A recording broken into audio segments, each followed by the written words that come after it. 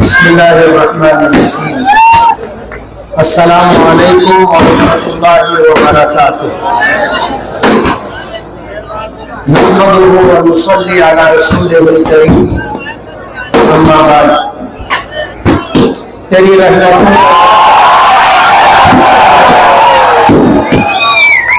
रहमतों का दरिया सरेआम चल रहा है। मुझे भीख मिल रही है, मेरा काम चल रहा है। तेरे नाम का वजीफा मेरी जिंदगी का हासिल, तेरे नाम की बदौलत मेरा काम चल रहा है।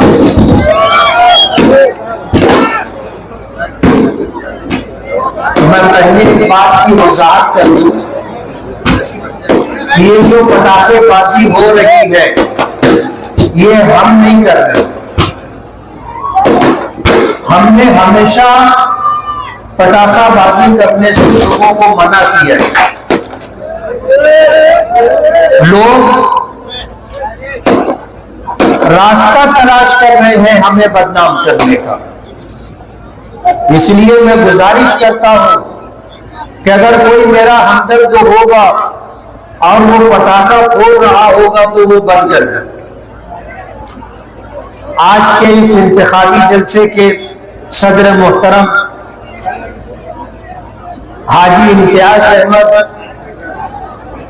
हाजी मोहम्मद अहमद साहब, हमारे सियासी सरपरस्त अलहाज यूनुस ईसा साहब, सूफी अली कादरी साहब, यूसुफ इलियास साहब, डॉक्टर खालिद परवेज साहब, स्टेज पर तशरीफ फरमा उलमा, आमाइदीन शहर और मेरे बुजुर्गों और दोस्तों और मेरी पर्दा नशीन माँ और बहनों, आज जिस इलाके में हम जलसा ले रहे हैं ये इलाका सरदार नगर से लेकर सलाटर हाउस तक यूपी रियासत से आए हुए लोगों का इलाका है। इस इलाके में 70-75% यूपी से रोटी रोजगार की तलाश में आने वाले लोगों का इलाका है। मेहनत कशों का इलाका है, मजदूरों का इलाका है। यहां आने के बाद जिनको ठिकाना नहीं था उन्होंने बिस्सी में रह करके काम करके यहां से रोटी रोजी कमाई और अपने अहल अयाल के गुजारे का इंतजाम किया। मेहनत करते रहे, मजदूरी करते रहे और फिर यहां से उन्होंने जो कुछ कमाया, कुछ लोग ऐसे थे जो यहां पर रुक गए और आज अल्हम्दुलिल्लाह वो खुशहाली की जिंदगी गुजार रहे हैं। इस इलाके में जाफर हाजी साहब, याकूब सदर साहब, हारून रुस्तम साहब, हाजी सईदुद्दीन साहब, अब्दुल रज़्ज़ाक मास्टर साहब, यूनुस दलाल साहब, हाजी अहमद मुल्ला साहब, हाजी अनवर कुरैशी साहब, हारून सेठ कपड़े वाले, मोहम्मद मुस्तफा मुकादम, गुलाम रसूल गुरु पहलवान, जामिन अली, एजाज हकीम, खुर्शीद मुकादम, प्रोफेसर इकबाल, अयूब टेलर, हाजी अरमान सेठ, अब्दुल सत्तार खट्टी, गुलाम मुस्तफा हसन सिद्दीकी, अहमदुल्ला मास्टर, हाजी अयूब सेठ, हाजी हनीफ मुल्ला साहब, अब्दुल रऊफ फुलके वाले, मुनव्वर अली, सफर अली ताजमहल, अतहर हुसैन बच्चन सेठ, हाजी मुख्तार नंदू, शेख रहीम दादा मियाँ, यासीन मामू, हारून गोल वाले और भी बहुत सारे लोग हैं जो यूपी से आए और यहां रह करके उन्होंने अपना एक मकाम बनाया। हमारा ये 20 नवंबर 2024 का होने वाला इलेक्शन, हम जिन मुद्दों पर लड़ रहे हैं उन्हीं मुद्दों पर बात करना चाहते। हमारा पहला मुद्दा है अच्छाई और बुराई। हमारा शहर मीनारों का शहर, मस्जिदों का शहर कहलाता है, मदरसों का, दारुल उलूम का, बैतुल उलूम का, मकातिब कुरानिया और मदारिस दीनिया का शहर कहलाता है। हमारा ये शहर अपनी एक मिल्ली, अपनी एक मजहबी शनाख्त रखता है। इस शहर के लोग अच्छाई और बुराई को अच्छी तरह समझते हैं। और अल्लाह का बहुत बड़ा एहसान है कि नबी करीम सल्लल्लाहु अलैहि वसल्लम की हदीस पाक की रोशनी में इस बात पर अमल पैरा है कि अगर बुराई को देखो तो उसको ताकत से रोको, हाथ से रोको, और अगर हाथ से नहीं रोक सकते तो उसको जुबान से रोको, और अगर जुबान से नहीं रोक सकते तो उसको दिल में बुरा समझो। और ये ईमान का सबसे कमजोर दर्जा है।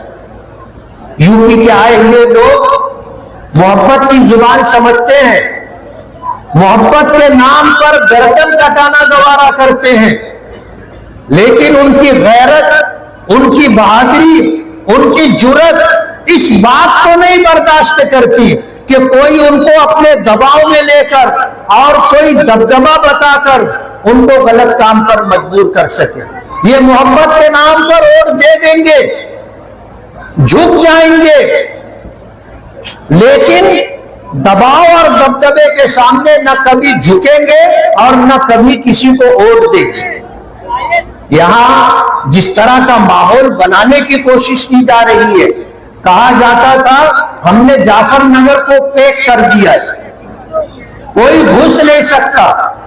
हम आए, कल पूरा दिन रहे, एक एक घर पर हमने दस्तक की, हमने अपनी माँ और अपनी बहनों और बेटियों को सलाम किया, हमने उनसे वोट की अपील की। हमें जो मोहब्बत इस इलाके के लोगों ने दी है, ये हमारे लिए सरमाया है और हमारे लिए आस और उम्मीद का चिराग जलाने वाली। आने वाले 20 नवंबर 2024 को इंशाअल्लाह इस इलाके से हमें ऐसी भरपूर वोट मिलेगी कि जो लोग पैसे की थैलियां लेकर के चल रहे हैं और यूपी के गैयूर मुसलमानों को खरीदने की बात कर रहे हैं, उनको 20 तारीख की वोटिंग और 23 नवंबर के रिजल्ट के बाद समझ में आ जाएगा कि वो कहां खड़े। इंशाअल्लाह हमें अल्लाह की जात से उम्मीद है कि 2019 से ज्यादा हमें लोगों की मोहब्बतें मिल रही हैं, लोगों का हमारी तरफ रुजू है। आज लोग रुक करके सलाम करते हैं, मुसाफा करते हैं, दुआएं देते हैं और मुबारकबादी पेशगी में दे रहे हैं।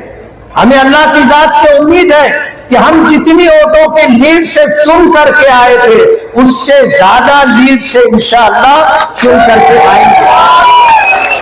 ये इलाका जाफर नगर का इलाका, हमारे यूपी से आए हुए बहुत सारे भाई यहाँ आबाद हैं।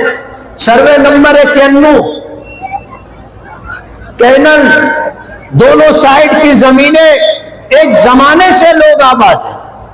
एक आदमी जो इसका मालिक था, 1971 में उसका इंतकाल हो गया और 2022 में शेख आसिफ के चचा शेख रशीद मरहूम के छोटे भाई अकील दादा और खालिद हाजी वगैरह ने ये जगह खरीदी, बोगस खरीदी।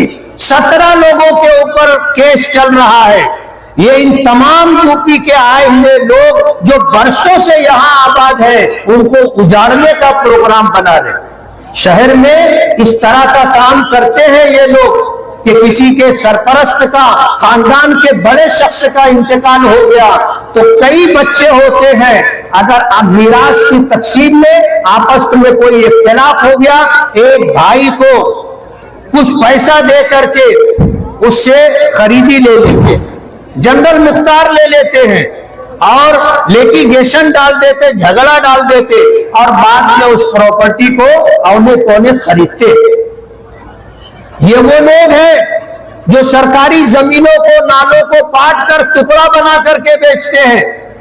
ये वो लोग हैं जो ओपन स्पेस टुकड़ा बना करके बेचते हैं और एक टुकड़ा कई कई लोगों को बेच देते हैं।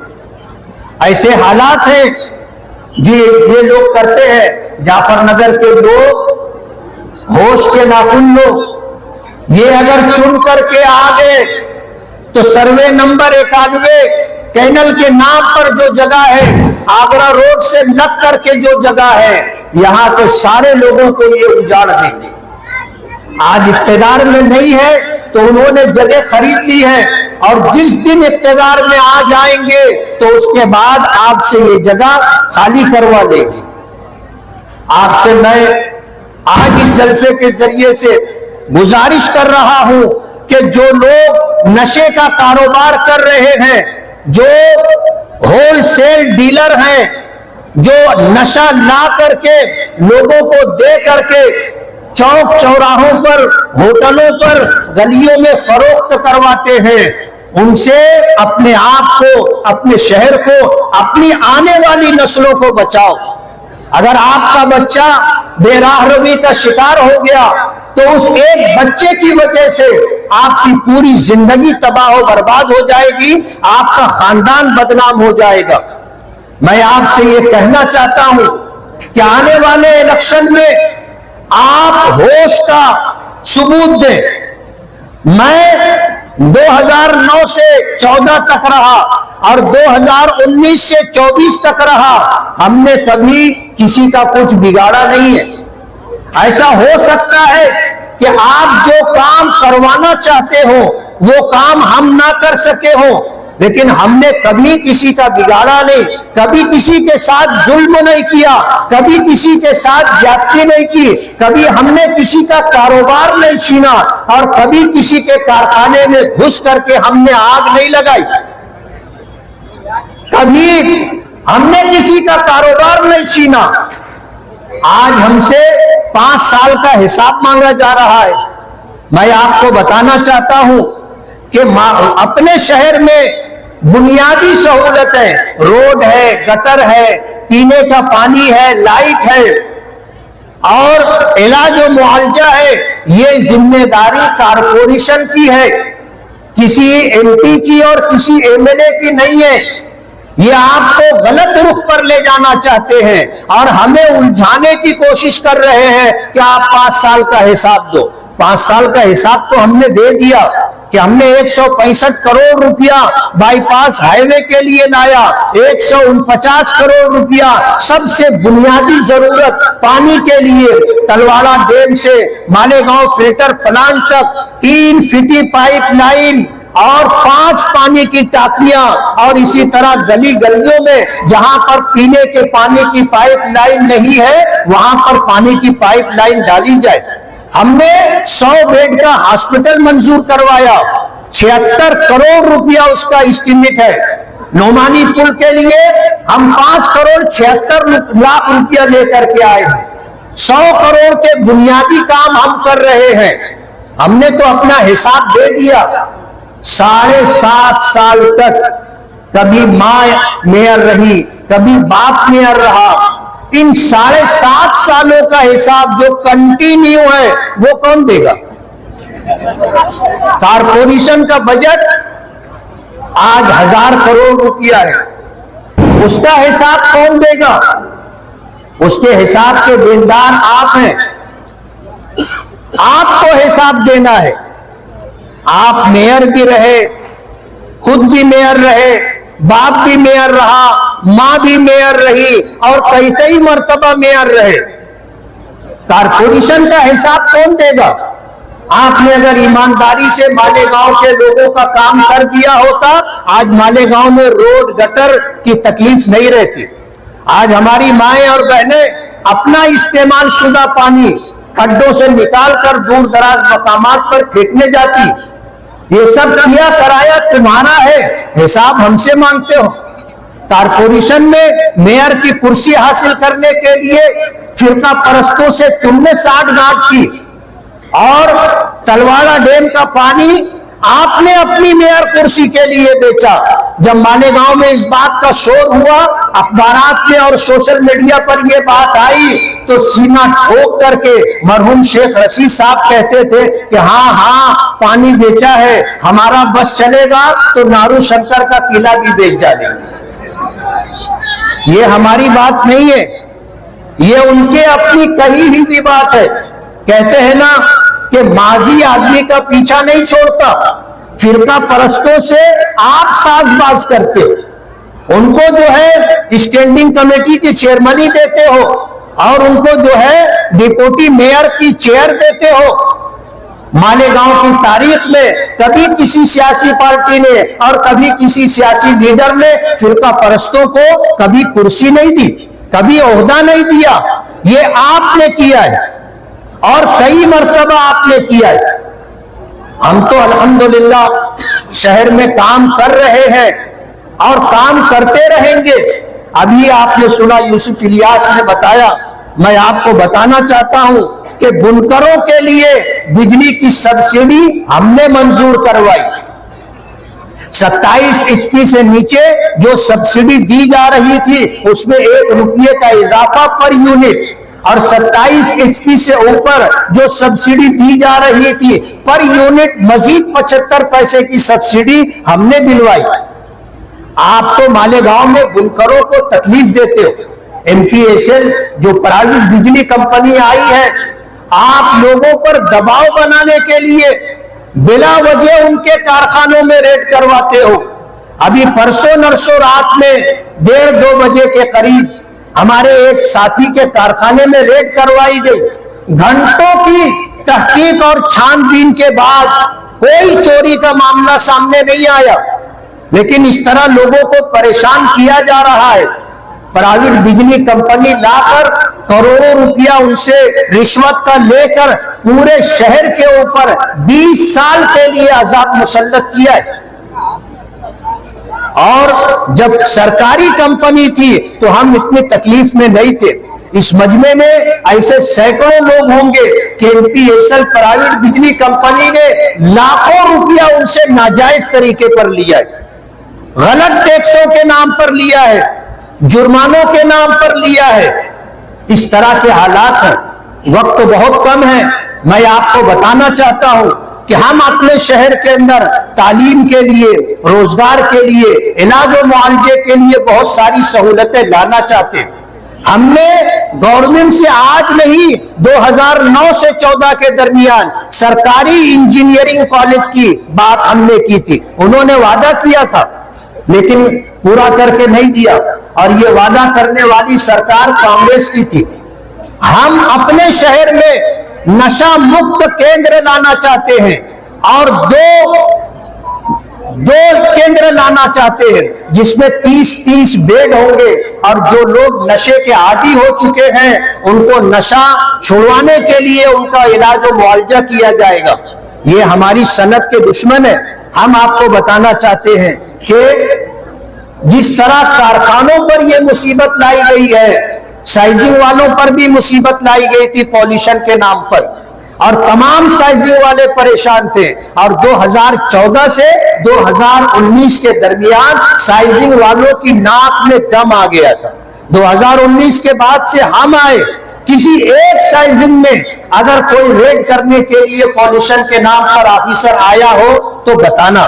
हम रोजगार के लिए कोशिश कर रहे हैं कि हमारे शहर में लोगों को रोजगार मिले, हमारा पढ़ा लिखा नौजवान रोटी रोजी के लिए बाहर ना जाए। हम इस शहर में जो महरूमियां हैं, लोगों के पास गंदे पानी की निकासी की गटर नहीं है, रोड रास्ते नहीं है, हमारे शहर के अंदर कॉलेजेस नहीं है, प्राइमरी स्कूलें जो 7वीं 8वीं तक है, हम चाहेंगे कि वो 10वीं तक हो ताकि गरीब के बच्चे को फ्री में तालीम मिल सके। ये हमारे अज़ाइम है और हम ये चाहते हैं कि आप हमारा साथ दें, आप हमारा साथ दें। जो लोग 40 साल 45 साल से राज कर रहे और फिर वो ये कहते हैं कि एक बार हमको चुन करके दो, मैं आपको कहता हूं आप एक बार हमें और चुन करके दे दो, इनको जेलों की सलाखों के पीछे बिठा देंगे।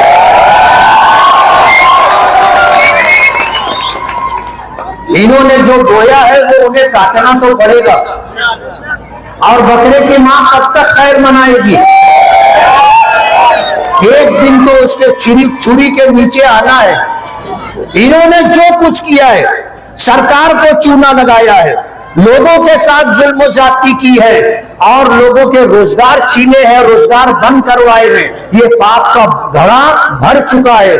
मैं आपसे ये गुजारिश करता हूं कि ऑल इंडिया मजलिस इत्तेहादुल मुस्लिमीन ने हमें उम्मीदवारी दी है और इस शहर में 2019 में हमें चुन करके दिया था, हमने 5 साल का हिसाब दिया है। हमारे अज़ाइम में बड़े बड़े काम है। हम आपसे गुजारिश करते हैं कि मजलिस के निशान पतंग पर और देकर आप हमें कामयाब करें। इंशाअल्लाह इस शहर से महरूमियों का खात्मा होगा और इस शहर से जुल्म सितम का खात्मा होगा और जालिमों को इंशाअल्लाह हम कैफरे किरदार तक पहुंचा देंगे। मैं आपको ये खुशखबरी देना चाहता हूं कि इंशाअल्लाह 6 नवंबर को अकबरुद्दीन ओवैसी साहब 6 नवंबर को अकबरुद्दीन ओवैसी साहब तशरीफ लाएंगे और इंशाअल्लाह उसके बाद अकबरुद्दीन ओवैसी साहब की तशरीफ लाएंगे। मालेगांव शहर में इंशाअल्लाह हम मजलिस की शान आन बान सब बढ़ाएंगे।